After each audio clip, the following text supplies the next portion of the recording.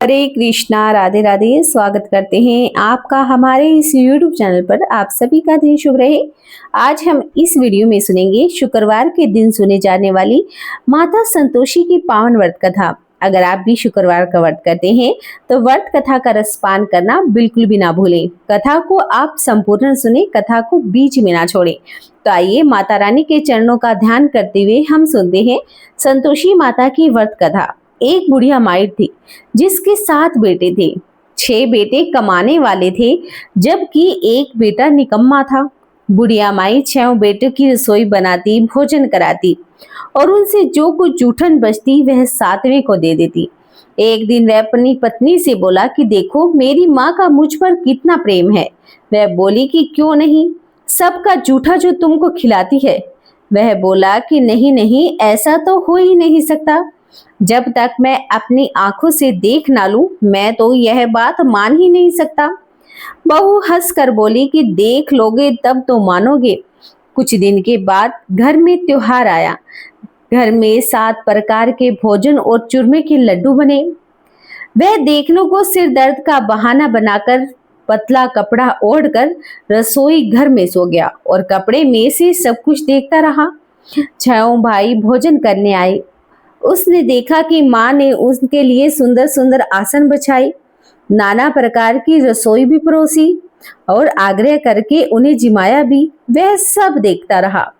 6 भाई भोजन करके उठे तब माँ ने उनकी झूठी थालियों में से लड्डू के टुकड़े को उठाया और एक लड्डू बनाया। जूठन साफ कर बुढ़िया माई ने अपने बेटे को पुकारा कि बेटा 6 भाई भोजन कर गए, अब तू ही बाकी है, उठ तू कब खाएगा। वह कहने लगा कि माँ मुझे भोजन नहीं करना, अब मैं परदेश जा रहा हूँ। बुढ़िया ने कहा कि कल जाता हो तो तू आज ही चला जा।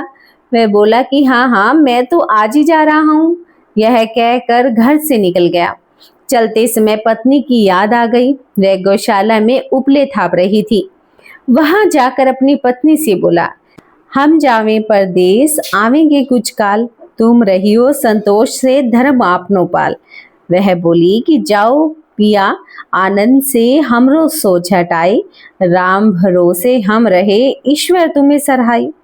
2 निशानी आपन देख धरू में धीर, सुधी मति बिसारियो रखियो मन गंभीर। वह बोला कि मेरे पास तो कुछ नहीं है, यह अंगूठी है सो तुम ले लो और अपनी कुछ निशानी मुझे दे दो। वह बोली कि मेरे पास क्या है, यह गोबर का भरा हुआ हाथ। यह कहकर उसकी पीठ पर गोबर के हाथ की थाप दे मारी। वह चल दिया।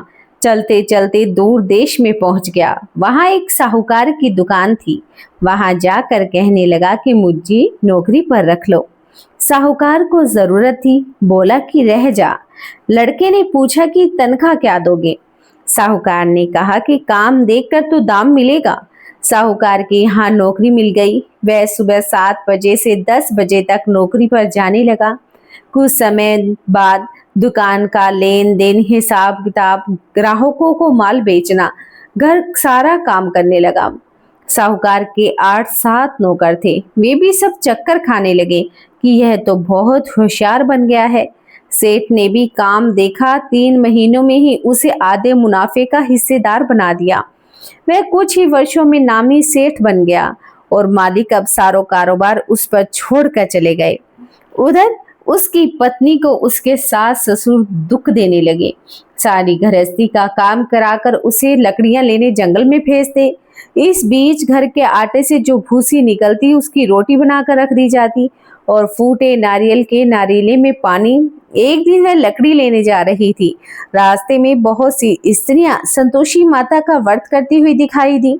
वह वहां खड़ी होकर कथा सुनने लगी और पूछा कि तुम किस देवता का व्रत कर रही हो और इस व्रत को करने से क्या फल मिलता है। यदि तुम इस व्रत का विधान मुझे समझा कर कहोगी तो मैं तुम्हारा बड़ा ही एहसान मानूंगी। तब उनमें से एक स्त्री बोली कि सुनो, यह संतोषी माता का व्रत है। इसके करने निर्धनता दरिद्रता का नाश होता है। जो कुछ मन में मनोकामनाएं होती हैं सब संतोषी माता की कृपा से पूर्ण हो जाती हैं। तब उसने व्रत की विधि भी पूछी। तब एक भक्तिन स्त्री बोली कि 1.25 आने का गुड़ चना, इच्छा हो तो 5.25 का भी ले लेना। या ₹1.25 का भी अपनी सहूलियत के अनुसार ले लेना। बिना परेशानी और श्रद्धा व प्रेम से जितना बन सके सवाया ले लेना। प्रत्येक शुक्रवार को निराहार रहकर कथा सुनना। इसके बीच में कर्म टूटे नहीं, लगातार नियम का पालन करते रहना।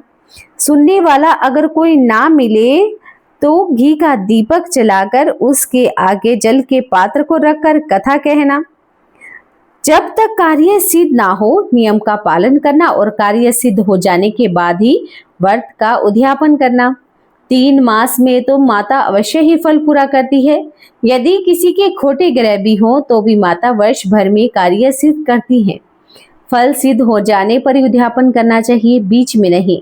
उद्यापन में 2.5 सेर आटे का खाजा, इसी परिणाम में खीर व चने का साग, 8 लड़कों को भोजन कराना। जहां तक मिले देवर जेठ भाई बंधु के हों, न मिले तो रिश्तेदारी और आस पड़ोस के को बुला लेना, उन्हें भोजन कराना। यथाशक्ति दक्षिणा दे माता का नियम पूरा करना।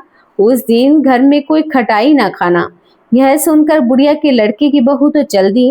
रास्ते में लकड़ियों के बोझ को उसने बेच दिया और उन पैसों से गुड़ व चना लाकर माता के व्रत की तैयारी करने लगी और सामने मंदिर देखकर पूछने लगी कि यह किस देवता का मंदिर है।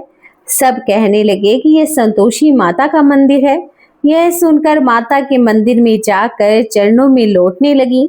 दीन होकर विनती करने लगी कि माँ, मैं तो निपट अज्ञानी हूँ, व्रत के नियमों को मैं नहीं जानती, मैं बहुत दुखी हूँ। हे माता जगजननी, मेरा दुख दूर करो, मैं आपकी शरण में आई हूँ। माता को उस पर दया आ गई। एक शुक्रवार बीता कि दूसरे शुक्रवार को उसका पति का भेजा हुआ पत्र आ गया और तीसरे शुक्रवार को उसका भेजा हुआ पैसा भी पहुंच गया। यह देखकर तो जेठ जेठानी मुंह सुकोड़ने लगे। लड़के भी अब ताने देने लगे। काकी के पास अब पत्र आने लगे हैं, रुपया आने लगा है, अब तो काकी की खातिरदारी ही बढ़ जाएगी।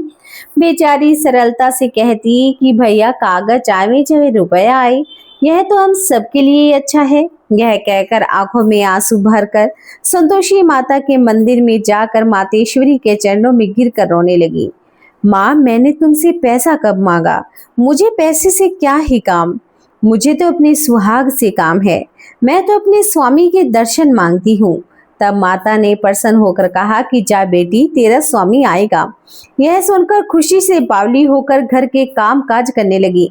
अब संतोषी माता विचार करने लगी कि मैंने इस भोली पुत्री को कह तो दिया कि तेरा पति आएगा, लेकिन कैसे? वह तो इसे सपने में भी याद नहीं करता। उसे याद दिलाने के लिए मुझे ही जाना पड़ेगा। इस तरह माता जी उस बुढ़िया के बेटे के पास जाकर स्वप्न में प्रकट होकर कहने लगी कि साहूकार के बेटे सो रहा है या जाग रहा है। वह कहने लगा कि माँ, सो भी रहा हूँ, जाग भी रहा हूँ, कहो क्या आज्ञा है। माँ कहने लगी कि तेरा कुछ घर बार है या नहीं। वह बोला कि मेरे पास सब कुछ है, माँ बाप हैं, बहू है, क्या कमी है। माँ बोली कि भोले पुत्र, तेरी बहू घोर कष्ट उठा रही है, माँ बाप उसे परेशान कर रहे हैं, वह तेरे लिए तरस रही है, तू उसकी सुधि ले ले। वह बोला कि हाँ माता जी, यह तो मुझे मालूम है, परंतु जाऊं तो जाऊं कैसे? परदेश की बात है, लेन देन का कोई हिसाब किताब नहीं, जाने का कोई रास्ता ही नजर नहीं आता, कैसे चला जाऊं? माँ कहने लगी कि मेरी बात मान, सवेरे नहा धोकर संतोषी माता का नाम लेकर घी का दीपक जलाकर दुकान पर जा बैठना। देखते देखते सारा लेन देन चुक जाएगा, जमा हुआ माल बिक जाएगा, सांझ होते ही धन का भारी ढेर लग जाएगा। अब बूढ़े की बात मानकर वह नहा धोकर संतोषी माता को दंडवत प्रणाम करके घी का दीपक जलाकर दुकान पर जा बैठा। थोड़ी देर में देने वाले रुपए लाने लगे, लेने वाले हिसाब लेने लगे। कोठे से भरे सामान के खरीदार नगद दामों में सौदा करने लगे। शाम तक धन का भारी ढेर लग गया। मन में माता का नाम ले चमत्कार देख प्रसन्न हो घर के वास्ते गहना कपड़ा सामान खरीदने लगा। वहां से काम निपट कर तुरंत अपने घर को रवाना हो गया। उधर उसकी पत्नी जंगल में लकड़ियां काट कर लेने जाती। लौटते वक्त माताजी के मंदिर में विश्राम करती। वह तो उसके प्रतिदिन रुकने का स्थान जो ठहरा। धूल उड़ती हुई देख माता से पूछती है कि है माता, यह धूल कैसे उड़ रही है? माता कहती है कि हे पुत्री, तेरा पति आ रहा है। अब तू ऐसा कर, लकड़ियों की 3 बोझ को बना ले। एक नदी के किनारे पर रख देना, दूसरा मेरे मंदिर पर और तीसरा अपने सिर पर रख ले। तेरे पति को लकड़ियों का गट्ठा देखकर मोह पैदा होगा। वह रुकेगा, नाश्ता पानी खाकर माँ से मिलने जाएगा। तब तू लकड़ियों बोझ उठाकर जाना और चौक में गट्ठा डालकर जोर से आवाज लगाना, लो सासू जी, लकड़ियों का गट्ठर ले लो, भूसी की रोटी दो, नारियल के खोपड़े में पानी दो, आज कौन मेहमान आया है। माता जी ने से बहुत अच्छा कहकर वह प्रसन्न से लकड़ियों के 3 गट्ठे बना लिए। एक नदी के किनारे पर रख दिया, एक माता जी के मंदिर पर रख दिया। इतने में एक मुसाफिर आया। सूखी लकड़ियां देकर उसकी इच्छा उत्पन्न हुई कि यहीं पर विश्राम करे, भोजन बनाकर फिर गांव को जाएं। इस तरह रुककर भोजन बनाया, विश्राम करके गांव को गया, सबसे प्रेम से मिला। उसी समय सिर पर लकड़ी का गट्ठर लिए वह उतावली सी आती है। लकड़ियों का भारी बोझ आंगन में डालकर जोर से 3 आवाज लगाती है, लो सासू जी, लकड़ियों का गट्ठर लो, भूसी की रोटी दो, आज कौन मेहमान आया है। यह सुनकर उसकी सास अपने दिए हुए कष्टों को भुलाती हुई कहती है कि बहू, ऐसा क्यों कहती हो? तेरा मालिक ही तो आया है। जा बैठ, मीठा भात खा, कपड़े पहन, भोजन कर। उसकी आवाज सुनकर उसका पति बाहर आया। अंगूठी देखकर व्याकुल हो जाता है। माँ से पूछता है कि माँ, ये कौन है? माँ बोली कि बेटा, यह तेरी बहू है। जब से तू गया है सारे गांव में भटकती फिरती है, घर का कुछ काम काज तो करती नहीं, 4 पहर आकर खा जाती है। वह बोला कि ठीक है माँ, मैंने इसे भी देखा है और तुम्हें भी देखा है। अब मुझे दूसरे घर की ताली दे दो, मैं उसी में रहूंगा। माँ बोली कि ठीक है, जैसी तेरी मर्जी। तब वह दूसरे मकान की तीसरी मंजिल का कमरा खोलकर सारा सामान सजाया। एक दिन में राजा के महल जैसे ठाट बाट बन गए। अब क्या था, बहू तो सुख भोगने लगी। इतने में शुक्रवार आया। उसने अपने पति से कहा कि मुझे संतोषी माता का उद्यापन करना है। पति बोला कि खुशी से करो। वह उद्यापन की तैयारी करने लगी। जेठानी के लड़कों को भोजन के लिए कहने गई। उन्होंने मंजूर किया, परंतु पीछे से जेठानी ने अपने बच्चों को सिखाया, देखो भोजन के समय सब खटाई ही मांगना, जिससे उसका उद्यापन पूरा ना हो सके। लड़के जीमने आए, खीर पेट भर कर खाई, परंतु बाद में खाते ही कहने लगे कि हमें खटाई दो, खीर खाना हमको भाता नहीं, देखकर अरुचि सी होती है। वह कहने लगी कि भाई, खटाई तो किसी को नहीं दी जाएगी। वह कहने लगे कि हाँ, मुझे पैसा दे दो। भोली बहू कुछ जानती तो नहीं थी, उन्हें पैसे दे दिए। लड़के उसी समय हट करके इमली खटाई ले आए और खाने लगे। यह देखकर बहू पर माता ने कोप किया। राजा के दूत उसके पति को पकड़ कर ले गए।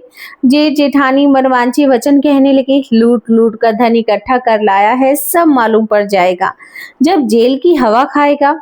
बहू से यह वचन सहन नहीं हुए। रोती हुई माता के मंदिर में गई और कहने लगी कि हे माता, तुमने ये क्या किया? हंसाकर अब भक्तों को क्यों रुला रही हो? माता बोली कि बेटी, तूने उद्यापन करके मेरे व्रत को भंग किया है। वह कहने लगी कि माता, मैंने कुछ अपराध किया है तो मुझे क्षमा कर दो।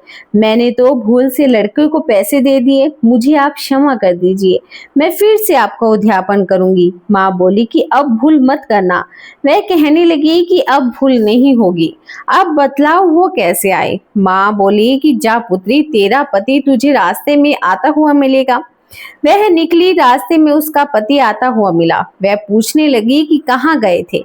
वह कहने लगा कि इतना जो धन कमाया है उसका टैक्स राजा ने मांगा था, वह भरने गया था। वह प्रसन्न होकर बोली कि भला हुआ, अब घर को चलो। कुछ दिन बाद फिर शुक्रवार आया। वह बोली कि मुझे फिर से माता को उद्यापन करना है। पति ने कहा कि करो। बहू फिर से जेठ के लड़कों को भोजन के लिए कहने गई। जेठानी ने एक तो बातें सुनाई और लड़कों को सिखा दिया, तुम सब लोग पहले खटाई ही मांगना। लड़के भोजन करने से पहले ही कहने लगे कि हमें खीर नहीं खानी, हमारा जी बिगड़ता है, हमें तो कुछ खटाई खाने को दो। वह बोली कि खटाई तो किसी को नहीं दी जाएगी, आना है तो आओ। वह ब्राह्मण के लड़कों को लाकर भोजन कराने लगी। यथाशक्ति दक्षिणा की जगह एक एक फल उन्हें दे दिए। अब तो संतोषी माता प्रसन्न हो गई। माता की कृपा से 90वें मास में उसके चंद्रमा के समान एक सुंदर पुत्र पैदा हुआ। पुत्र को लेकर वह प्रतिदिन माता के मंदिर को जाने लगी। माँ ने सोचा कि वह तो रोज आती है, आज क्यों ना मैं उसके घर चलूं। वह विचार कर माता ने भयानक रूप बनाया। गुड़ चने से सना मुख, ऊपर सूंड के समान होठ, उस पर मक्खियां भिनभिना रही थी। दहलीज पर पैर रखते ही उसकी सांस चलाई। देखो रे, कोई चुड़ैल डाकिन चली आ रही है, लड़कों इसे भगाओ, नहीं तो यह हम सबको खा जाएगी। लड़के भगाने लगे, चिल्लाकर खिड़कियां बंद करने लगे। बहू रोशनदान में से सब कुछ देख रही थी। प्रसन्नता से पगली बन चिल्लाने लगी कि आज मेरी माताजी मेरे घर पर आई हैं। वह बच्चे को दूध पीने से हटाती है। इतने में सास का क्रोध फूट पड़ा। वह बोली कि क्या उतावली हुई जा रही है, बच्चे को पटक दिया। इतने में माता के प्रताप से लड़के ही लड़के नजर आने लगे। वह बोली कि माँ, मैं जिसका व्रत करती हूँ यह वही संतोषी माता है। सबने इस माता संतोषी के चरण पकड़े और विनती करने लगे, हे माता, हम तो मूर्ख ज्ञानी हैं, हम तुम्हारे व्रत की विधि को नहीं जानते। व्रत भंग करके हमने बड़ा ही अपराध किया है। हे जगमाता, आप हमारा अपराध क्षमा कर दो। इस प्रकार माता प्रसन्न हुई। बहू को प्रसन्न हो, जैसा फल दिया वैसा माता सबको दे। जो पड़े इनका मनोरथ, सबकी मनोकामनाएं पूर्ण हो। बोलिए संतोषी माता की जय हो। जो विधि पूर्वक संतोषी माता का व्रत करता है, माता रानी उनकी समस्त मनोकामनाओं को पूर्ण करती है, उनका जीवन सदैव सुखमय बना रहता है। तो बोलिए संतोषी माता की जय हो।